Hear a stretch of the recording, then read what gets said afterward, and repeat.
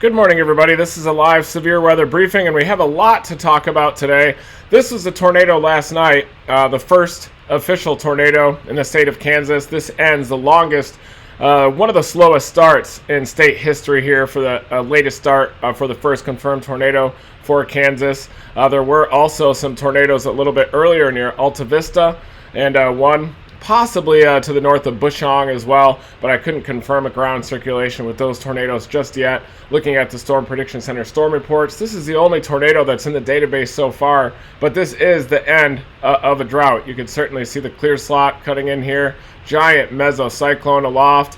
You could definitely see this supercell was going through the motions pretty early on, had a very large inflow area, a robust mesocyclone as well, and it was about to undergo a cell merger. There was an updraft that was approaching from the south, from the flank of this supercell. When that merged with it, the rotation ramped up quickly. Oftentimes just after these supercells will merge with another updraft to the south is when they really ramp up quickly and produce tornadoes. I don't know if it gives it the updraft and an added bit of energy, or if it enhances the wind shear or enhances the strength of the rear flank downdraft that is wrapping around behind. But many times I have seen these supercells merge with an updraft to the south and then completely go nuts. In the next 15 minutes or 30 minutes, they often produce a tornado.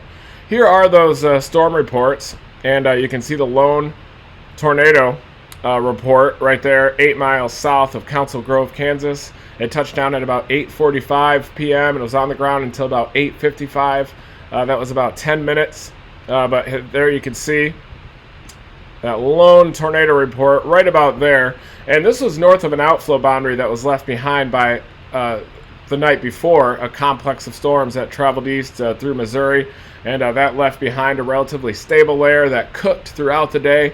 We had those hoagie buns and those wave clouds that were forming in that environment, so you certainly could tell that it had some low-level stability. And then the elevated mix layer, a subtle elevated mix layer, came in from the west-southwest, cleared out all those mid and high-level clouds, and that's when this event finally began. And at that time, then also a 35 to 40 knot low-level jet out of the southwest over top of that environment, disrupted by that outflow boundary, developed. But that disruption by the outflow boundary, at least the environment to the north of that boundary, had southeasterly winds, weak southeasterly winds, which allowed that hodograph to basically be shaped a bit like this. You had more flow at a kilometer than you had aloft. You had about 40 knots at a kilometer, and then out here you only had about 30 knots, 25 knots at 500 millibars at 4 to 6 kilometers. But still, you had this big looping hodograph that went about like this. This is a 1 kilometer wind. This surface wind would be a south-southwest wind or southeast wind, something like that. That's just a little hodograph drawing it off to the side. But anytime you get a low-level jet in excess of 30, 35 knots, usually it means that the wind shear is more than favorable for a tornado threat, as long as you have sufficient winds at the mid and upper levels to evacuate that rain and the hail from the updraft. So this is the upper level pattern for later on this afternoon, and we have a couple different systems to watch. There are 3 target areas today for supercells and tornado potential. One is off in eastern Colorado, Denver Airport out toward Lyman, a little bit further east. That's a post-frontal environment. Easterlies will develop in that post-frontal environment, destabilize throughout the day. We also have a complex of storms that is dropping southeast through northeastern Oklahoma, southeastern Kansas, and Missouri, and that's going to put out an outflow boundary that should settle into southern Oklahoma. And it looks like the and many of the models are showing rapid destabilization on the western side into the north of that outflow boundary, and that outflow boundary is going to allow for the surface winds to be out of the southeasterly direction. So even though outflow boundaries are more disruptors, the actual boundary, the environment to the north of them can often destabilize, and you can retain those southeasterly low-level winds, and that could locally increase the tornado threat near that outflow boundary. Definitely some very large hail expected with those supercells from the OKC metro back into Oklahoma, and you can see a subtle ribbon at 500 millibars there, 20 to 25 knots, just enough flow to get some supercell storms. You also have quite marginal mid-level flow up in Colorado. That's going to cause a lot of collapsing storms, a lot of cell mergers, but you still should have some transient supercell structures because of those easterly winds at the low levels, and that will increase the bulk shear as it often does across the high plains ahead of this wave. But you can see some mean cyclonic curvature to the flow here at 500 millibars, and that's going to allow for a low-level jet to form tonight closer to evening over top that environment where the surface winds weakened or backed to the north of that outflow boundary. And just like yesterday, as that low-level jet increases to over 35 to 40 knots over top those southeasterlies, I do think there's a chance for tornadoes, OKC down towards the Lawton area. And then we've got this system up here. This is one in the northeast, and probably the most favorable area for supercells and tornadoes is across the northeast, upstate New York, central western Massachusetts, maybe even northwestern Connecticut. And we'll break down this environment as well. Storms are going to fire along a cold front and ahead of the cold front off the terrain and across some prefrontal convergence bands. And I do think there are a couple different areas for tornadoes. One would be up here in upstate New York ahead of the lead cell along that front. And then also for renegades to develop across upstate New York moving into western Massachusetts. Here's what the Storm Prediction Center has. A couple of enhanced risks and a slight risk across the area. This is the enhanced risk for the area we just mentioned across the northeast, where the greatest tornado probabilities are actually located.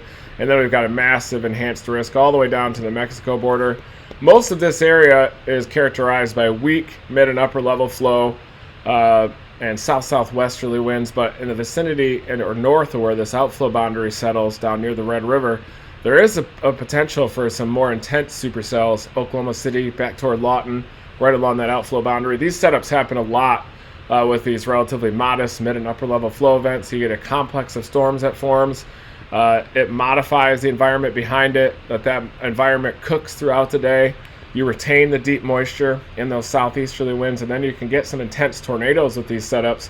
The El Reno setup was similar to this, except it was perfect. Where the complex of storms was timed perfectly, leaving behind that outflow boundary, allowing the environment to the north of it to really destabilize.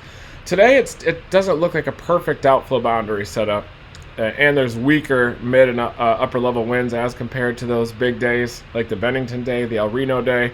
Still, though, these can produce. You've still got 25 knots at about 500 millibars, which normally would be more than sufficient for a tornado threat.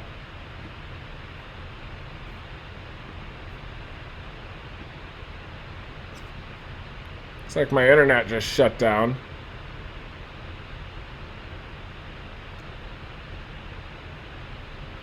And we're back. So definitely having some internet troubles this morning. I want to break down every target area here. Here's the College of DuPage satellite image showing that MCS that is moving off to the southeast through northeastern Oklahoma. You can see those tops of the clouds there, and that's going to leave behind an outflow boundary that's going to settle into southern Oklahoma, and the environment to the north of that will destabilize throughout the day and maintain its low-level shear. But there is some rapid destabilization already well underway this morning across central and southwestern Oklahoma, and that's going to be battling against that rain-cooled air that is sliding off to the south. Eventually, though, I do think that it's going to destabilize. And I like to use the RAP model to assess just how quickly these post-outflow boundary environments will destabilize. I always believe that the RAP does extremely good job with that. And here is that morning MCS on the RAP model. You can see it in northeastern Oklahoma, initialized properly. You can see those winds already getting modified across northern Oklahoma. You can see a subtle surface low back across the east central Texas panhandle.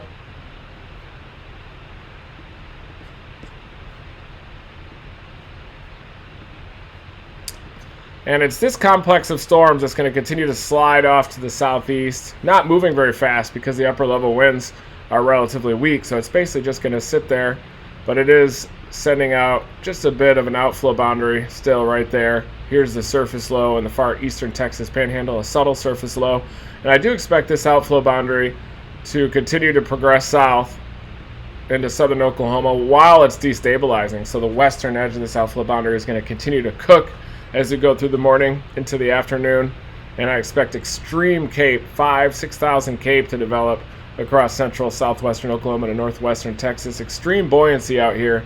And to the north of that outflow boundary, there could be some southeasterly winds, and out ahead of that surface low where there could be an isolated threat of a tornado. Here is the example of how the RAP really destabilizes that atmosphere across Oklahoma. We're going to break down the Southern Plains target area first, and then we'll head up to the northeast. But this is the forecast at 20Z, which is about 3 p.m. Central Time. Still has the complex of storms here across east central Oklahoma. But look at this environment to the west of the complex of storms. Behind the outflow boundary, which appears to settle down near the Red River, maybe even a little bit further south than that. It destabilizes throughout the day, retains that moisture. You can see the southeasterly low-level winds to the north of this outflow boundary. And so basically this is serving as a reinforced front or stationary front that settles down near the Red River. And that environment to the north of it is much more prime for supercell storms than the environment down to the south. You have a lot of CAPE down there, but those surface winds get more southwesterly, whereas to the north of that outflow boundary up here, you retain those southeasterly winds. And in these setups where you have relatively modest mid and upper level flow, those southeasterly surface winds are key to generating the bulk shear to get supercell structures. And this is the storm relative helicity RAP forecast at 3 p.m. You can already see some favorable shear developing in that post outflow boundary environment. At 3 p.m. you've already got storms developing across northwest Texas. These are mainly going to be hail producers up there, strong winds, maybe some land spouts. But up here in this environment, you're going to have some intense supercell storms that'll develop at about 4 or 5 p.m., dropping big time hail in the vicinity of the Oklahoma City metro back toward Lawton area. And that's where I'm going to be targeting today. That said, though, I still think that the setup is a bit more favorable in the northeastern U.S. Here is the surface map showing this complex of storms ongoing in northeastern Oklahoma. You can see the outflow boundary here. You can also see a bit of a front, surface low. And that outflow boundary is going to reinforce this front, but this is going to settle down as that complex of storms evolves across eastern Oklahoma. This outflow boundary will eventually settle down toward the Red River, but it's going to destabilize on its western side the whole entire day. You've got temperatures already into the mid-70s, dew points in the upper 60s to near 70. You've got some big temperatures almost approaching 80 across the western part of Oklahoma. And so this western side of the outflow boundary is just going to continue to cook the whole entire day north of that outflow boundary. And with those southeasterly winds near the Oklahoma City metro back toward Lawton, that's where I think that greatest tornado threat will develop. Now pivoting to the northeast, here is that surface map. Out ahead of the front, you've got dew points surging up to near 60, more than sufficient this far to the north, close to the Canadian border up here in the northeast this time of year in May. But you can see these 60 dew points even lifting north across western New York, temperatures near 70. It looks like this moisture axis is surging ahead up to just to the east of the Appalachians here. So you've even got some low 60s down into the southeastern part of Pennsylvania. This moisture is going to continue to lift northeast to the east of the Appalachians and out ahead of that cold front. And I do think that there is a couple different areas of enhanced tornado threat. There's going to be a potential for some renegade supercells to develop on those prefrontal confluence lines. That'll happen in southern New York, or I'd say eastern New York down there. And those storms will evolve to the northeast, eventually moving into western Massachusetts. The RAP is hinting at those renegades forming over the higher terrain there of southern New York, and also on a prefrontal confluence line. And those supercells could evolve up into this area across central western Massachusetts. You may remember the Springfield, Massachusetts tornado back in 2008. We were chasing a couple noodle smaller tornadoes in eastern Kansas when that happened. But this is an example of how you can get severe weather in the northeast ahead of a big trough like this. And here you can see this front setting up just to the southeast of Lakes Ontario and Erie, likely reinforced a bit by those lake breezes. But these look like they could be some supercell storms that will have a tendency to try to turn right and move off that front. But I think that the greatest tornado potential will be with these lead storms, where you've got more backed surface winds. You can see that the winds veer just a little bit out of the more of a west-southwesterly to southwesterly direction, back behind the front, a little bit behind that subtle surface low. But these lead storms up here, I think, have the greatest tornado potential as they move across northern New York up there. More favorable shear. You've got 200 to 300, 0 to 1 kilometer storm relative helicities up there.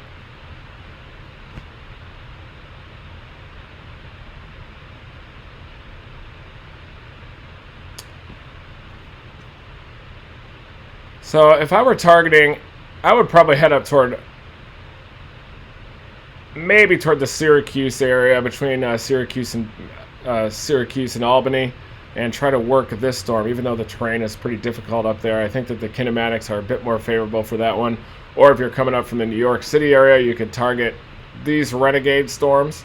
So two different modes. You've got Renegade Storms that'll evolve from southern New York into western Massachusetts, and then you've got these transient supercell structures along the front, western New York, where that lead storm up here to the near the Syracuse to north of Albany area, I think that those will have potential to produce tornadoes also. Looking at the RAP forecast storm relative helicity, you can see the 200 to 300, 0 to 1 kilometer storm relative helicity up there ahead of this lead storm, just waiting like a blob up there across northern New York. It hints at this lead storm being the dominant one and moving into this environment that is characterized by strong low-level shear that is favorable for a tornado threat. And the shear isn't quite as good out ahead of these Renegades, at least at 20Z, which is 4 p.m. Eastern Daylight Time. But still, I think that these will turn just a little bit more right. The upper level flow just to the east of that will cause these to move in easterly or east-southeasterly direction, which could locally enhance the storm relative helicity. But really, this blob up here across northern New York into western Vermont is going to be the most likely area for that tornado threat. I like to use a RAP model because a bit more than say the HRRR. Sometimes the HRRR will nail things perfectly, and that happens a lot. It's so high resolution that sometimes it'll even nail the storm mode perfectly, and everyone is obsessed with the HRRR model when that happens. But I believe that the RAP is more often right for the right reasons. It shows the trends. It shows those dominant storms. It has a good handle on the environment as well. I used the RAP model yesterday quite a bit, and the day before. It certainly hinted at those supercells, at a dominant supercell happening closer to that EML, maybe between Emporia and El Dorado, and that moving off to the east. It definitely showed that transpiring yesterday. And the RAP is also a very good model at showing the destabilization of these post-outflow boundary environments like what we see in central and southern Oklahoma. So now I'm going over to the Pivotal Weather website. Let's break down the HRRR model after we just said that. And the HRRR agrees with the RAP quite a bit. It's got this lead storm here forming to the east of Syracuse, moving off to the east-northeast, probably along the northern edge or near that warm front where you have that big low-level helicity blob as well that's in position across northern New York. And this will evolve through western Vermont as we go into the evening, bringing that tornado threat with it. But the HRRR is also hinting at these Renegade storms developing across the higher terrain there of southern New York and moving in to western Massachusetts. Looking at the 850 flow here, it fires on the nose of that west-southwesterly 850 jet. But you've also got this stronger flow here across upstate New York, southwesterly 850s at 40 knots, increasing that low-level shear, and that's over top those south-southwesterly surface winds up there. And you can see that the strongest wind shear isn't really down where these Renegades are, but it's further north ahead of that lead storm that develops to the east of Syracuse and will travel across northern New York. Let's look at some forecast soundings and photographs here. Internet is quite slow right now. Trying to pull up this sounding. Hold on. There it is. I'm going to break down just what I looked at as well, since it didn't make it. But here you can see that photograph.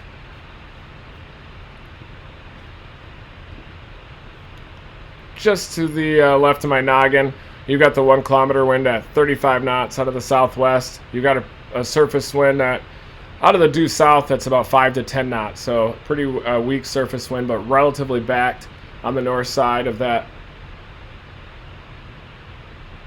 Quite strong mid and upper level flow too, 50 to 60 knots out there. That will encourage some pretty fast storm motions of about 50 knots, pretty close to due east. There you can see the directional shear in the lowest levels of the atmosphere, dew point of about 62, temperature in the upper 60s. Relatively skinny cape, but not that bad, still sufficient to get supercells. But what I meant to show you was and I was showing you this already, but we've got some slow internet. But the HRRR agrees with the RAP model and this lead storm developing to the east of Syracuse and moving into that strongly sheared environment. We just took a forecast sounding and hodograph out ahead of this storm. And the RAP also shows these Renegade supercells developing over the higher terrain of southern New York and moving into western Massachusetts throughout the day. But the wind shear isn't quite as favorable for the Renegades as it is further north ahead of this lead storm that develops out ahead of that subtle surface low and along the warm front up there. Plume of pooled moisture as well on the southern side of the Adirondacks should allow for that storm to have some pretty low bases and some enhanced cape. Energy Helicity Index, which is a composite of surface-based cape and 0 to 1 kilometer. Storm relative helicity also shows that enhanced shear up there. And it does have a decent little blob down lagging behind those Renegade Storms. And those Renegade Storms develop on the nose of that. But it does look overall that the flow is just a bit more veered further south. You still do have some non-zero storm relative helicity within there. A little bit more cape available in southern New York into western Massachusetts. Not as much turning in the low levels. Not as much directional shear. But still, those will probably be supercell storms with severe weather possible. But this blob up here to the south of the Adirondacks in northern New York, Syracuse out to the north of Albany into western Vermont, really seems like the most favorable area for those tornadoes in the northeastern U.S.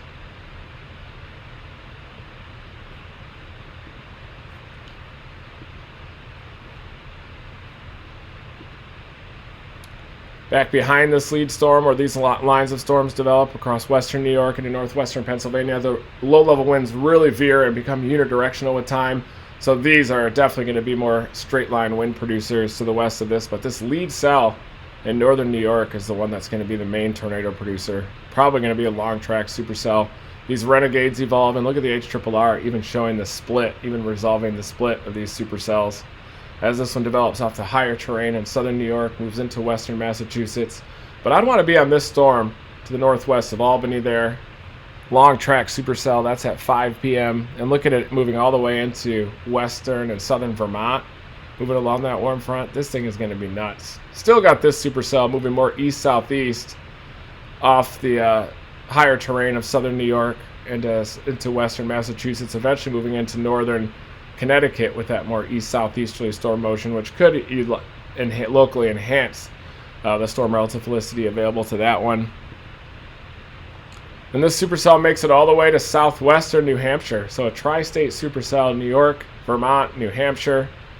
This is also a tri-state supercell, quad state, New York, Massachusetts, Connecticut, all the way down to Rhode Island down there. So an interesting setup in the northeast. It's going to be fun to watch this play out. We've got intense storms, though, down in the Oklahoma City area, central Oklahoma, back towards southwestern Oklahoma, where I think that outflow boundary will be most favorable. These are those 850 crossovers with the 500 millibar winds, the 500 winds being the black wind barbs there. And you can see that there's plenty of directional shear here across to the south of the Adirondacks, across northern New York. Definitely worth chasing. And we also have the High Plains event back into Colorado. The third target area. You can see the east-southeasterly low-level winds across southeastern Colorado. 25 to 30 knot 500 winds. That's the black wind barb. Major directional shear here across east central and southeastern Colorado. And here's the Cape down in Oklahoma by this time. Some decent crossovers, weaker low-level winds, weaker mid-level winds as well. That's why there's that 2% tornado risk down there and it's not higher. I'm trying to decide whether to blast west to eastern Colorado or drop south to Oklahoma City and play the outflow boundary. But I do think that eastern Colorado is going to have some beautiful supercells this afternoon. Look at these things. This is at 6 p.m. down near the Lyman area. That southernmost supercell is going to be going haywire. Look at all these crazy supercells from central Oklahoma back into northwestern Texas. Back near the Childress house down there. Big time severe weather too evolving in eastern Colorado. So a lot of weather to be monitoring here. Colorado chasers, you're going to be excited for this event. Let's look at a forecast sounding here near the Lyman area quick.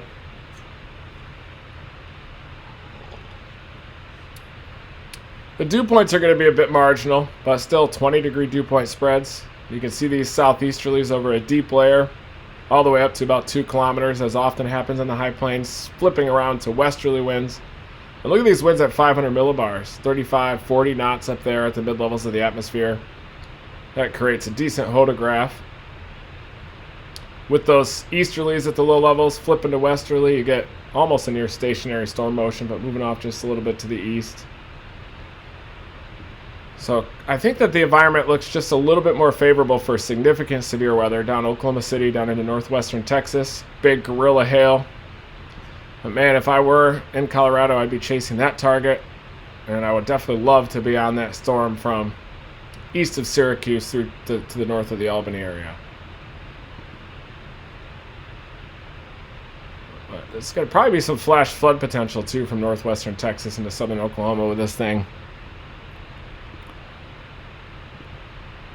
But the RAP shows a bit different of an evolution. The RAP model does a better job than the HRRR at resolving the destabilization of these post-outflow boundary environments. And the RAP seems to maintain most of that cape down into southern Oklahoma, the HRRR does, whereas the RAP destabilizes much of central Oklahoma in the wake of that MCS. So we'll just have to see which model is accurate. I would say that the RAP model has a greater potential for tornadoes across central and southwestern Oklahoma than the HRRR. The HRRR looks a bit more favorable in eastern and southeastern Colorado.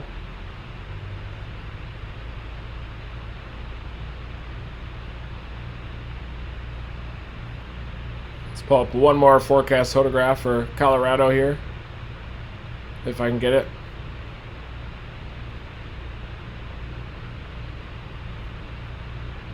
Yep, there it is. So this is a much better hodograph. You can see the curvature there. The easterlies in the lowest couple kilometers over in this quadrant of the hodograph. It's a southeasterly surface wind, south-southeasterly 1 kilometer wind, flipping over to westerly at the mid and high levels of the atmosphere. So you could get a tornado with this sounding. Look at this directional shear in the low levels. And this is the sounding that's pretty close to the Lyman, Colorado area. So I think there's going to be some tornado warnings in Colorado as well. That's probably the smart play, is to play eastern Colorado in a setup like this rather than the outflow boundary down near Oklahoma City. But we'll just have to see how it plays out. Boy, the HRRR though does not look as good down in central southwestern Oklahoma. So thank you everybody for joining me this morning for this live severe weather briefing. I'm going to try to flip a coin here and decide whether to head to Colorado or down to Oklahoma, but I think I'm going to go with the RAP model on this one and head down toward Lawton, Oklahoma, and dominate those storms, gorilla hail, and monitor all 3 of these targets. So thank you, everybody. Thank you, supporter community, for making live storm chasing possible. We try to do as close to daily severe weather briefings as we can. Hope you guys enjoyed that stream last night.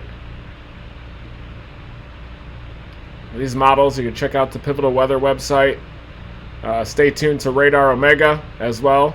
There's some new updates that are coming out with a butter smooth base map, some other products, the 3D flip arounds with the radar as well on there. So Don is working on that thing nonstop. Excited to bring those updates to you as well. So stay tuned to those warnings, everybody, in these 3 target areas. Thank you for joining me, and I'll be live later on this afternoon with an update and live intercept of these big time supercells.